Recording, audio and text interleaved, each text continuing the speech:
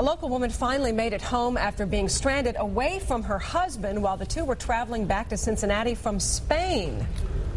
Amazing. They were put on separate planes because of that nasty blizzard in the Northeast, but when she got home, she didn't find her husband there. It's a story you saw first on Good Morning America. 9 News reporter Annette Pegler has the rest of the story. Annette? Julie and Brennan, the couple had to fly separately from Madrid and spent days apart in various airports. Melissa West-Coistilla says her only dream was to be reunited with her husband before the new year. Like thousands of frustrated flyers, Melissa West-Coistilla just wanted to get home to her husband. As soon as the first flight was canceled, I said, well, when can we get on another flight? And it was always, we don't know, we can't tell you. West-Coistilla and her husband Marco was trying to get home to Cincinnati after a trip to Spain. We both had to fly separately from Madrid. I wasn't sure what his routing was going to be.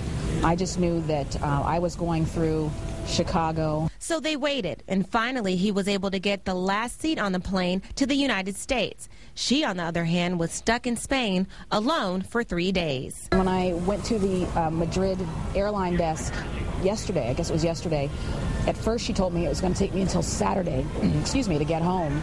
And I said Saturday, but they were able to work it out, so I made it home. But her trip wasn't over yet. When she made it to Chicago, her flight was delayed again. That's when the Good Morning America crew found her. When I got to Chicago, I wasn't really told what my flight was, so I was just told kind of go to the Continental counter.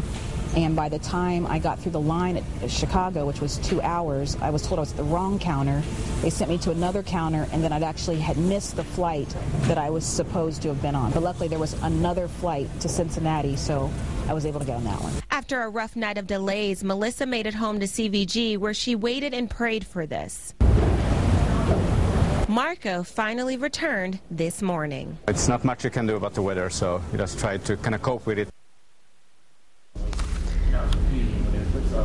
Now, despite Marco getting on the plane before his wife, he still made it home after her, which proves that these travel delays are still prominent across the Northeast. And when it comes to our forecast, it's not just snow, but it's also a little bit of rain, right, Steve? That is right.